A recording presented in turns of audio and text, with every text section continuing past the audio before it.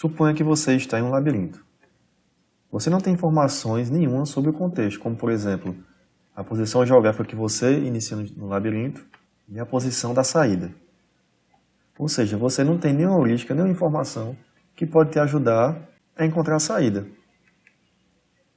Dado isso, qual a única alternativa que você tem? Testar todos os caminhos, mas você tem que fazer isso de forma inteligente. Uma forma de fazer isso é deixando migalhas. Então vamos ver como é que isso funciona. Utilizando um labirinto menor. Então você está na posição inicial. Nesse ponto, quais opções que você tem? Nesse caso você não tem muita opção, só pode ir para a direita. Então você vai para a direita. E agora? Bom, você não vai voltar para um caminho que você já passou, então a única opção continua sendo ir para a direita. Você continua indo para a direita, o mesmo acontece agora. E agora a única opção é você ir para baixo. Lembrando que você não deve explorar um caminho que você já passou. Agora chegamos num ponto interessante. Você tem duas opções. Você pode pegar a esquerda ou ir para baixo. Nesse caso, aí é onde você vai deixar a migalha. Essa migalha vai ser uma referência para que você possa voltar para essa posição no futuro, se a decisão que você tomar agora não for boa o suficiente. Então vamos explorar primeiro aqui a esquerda. Então vamos explorar a esquerda, não temos opção, continuamos indo à esquerda, depois para baixo, e agora chegamos no ponto sem saída. Ou seja, não temos mais opção para explorar o labirinto, não chegamos no final ainda, o que é que a gente faz? A gente vai voltar para onde a gente tomou a nossa última decisão. O nome disso é backtrack, que é de onde veio o nome do algoritmo backtracking. Então a gente volta para a posição na qual a gente tomou a última decisão, e a partir disso exploramos a outra opção, que seria ir para baixo. Agora temos três decisões possíveis. Ir para baixo, à direita ou à esquerda. Então vamos explorar primeiro a direita. Chegamos num ponto sem saída, fazemos o quê? Voltamos para a nossa última decisão. Agora vamos explorar a esquerda. Daqui a única opção é ir para baixo. Agora ir para a esquerda. E agora temos duas decisões possíveis. Ir para a esquerda ou para baixo. E aqui eu estou assumindo que a gente não sabe que para baixo já é a saída. A gente vai saber quando chegar nessa posição. Então, vamos deixar uma migalha e tentar, por exemplo, ir para a esquerda. Depois, vamos subir novamente, chegamos no ponto sem saída, voltamos para a última decisão que foi tomada. E agora, testamos a segunda alternativa, que seria ir para baixo, e chegamos ao final do nosso labirinto. E com isso, temos um algoritmo correto, ou seja, funciona para qualquer labirinto, e como veremos, é a base para uma busca exaustiva e inteligente. Esse algoritmo é chamado de backtracking. Um ponto que vocês podem ter percebido é a similaridade entre o que a gente acabou de fazer e uma busca em profundidade. Qual é a diferença? A busca em profundidade, ela trabalha explicitamente numa estrutura de árvore.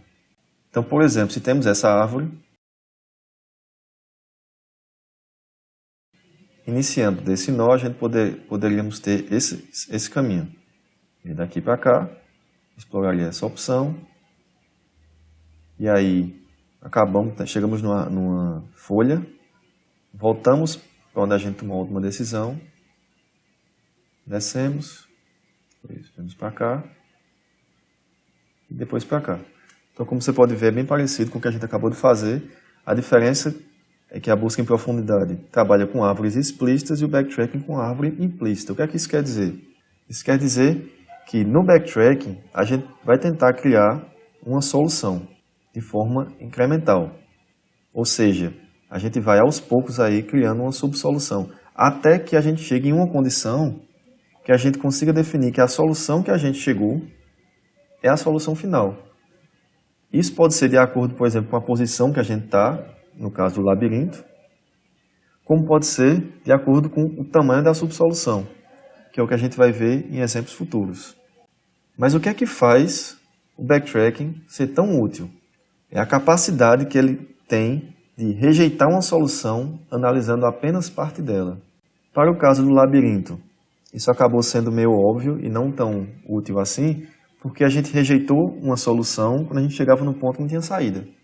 Mas a gente vai ver, para exemplos futuros, a gente consegue ter soluções bastante eficientes, baseado numa estratégia de poda, que é, o mais cedo possível, a gente descobrir que aquele caminho não tem futuro. Ou seja, não vai nos levar a uma solução ótima ou uma solução legal. Para ilustrar um pouco dessa ideia, observe um exemplo do labirinto por uma outra perspectiva, apresentado nessas imagens. Então, assumindo que a gente começa na posição A, a gente tem que, isso aqui já pode ser considerado uma subsolução de tamanho 1. Quando eu saio de A para B, eu tenho uma subsolução de tamanho 2. Quando eu saio para C, eu tenho uma subsolução de tamanho 3, e assim por diante. Quando eu chego em I, eu tenho uma subsolução de tamanho 5. Se eu continuar aqui, 6, 7 e 8. Então, nesse exemplo, o tamanho da subsolução não é a referência que eu preciso para saber se é a solução final. Porque aqui eu tenho uma subsolução do tamanho 8, e eu sei que ela não é a final por ter chegado em um caminho sem saída e não ser minha posição final, que eu tenho que saber a priori. Mas como eu adiantei para alguns exemplos, esse tamanho da subsolução vai ser a chave para você resolver o seu problema.